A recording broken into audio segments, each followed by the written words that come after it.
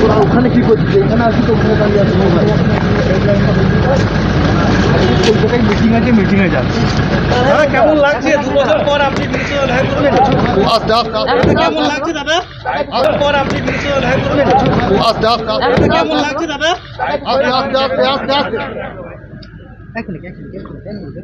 দাদা কি প্রস্তাব রাখবেন দাদা?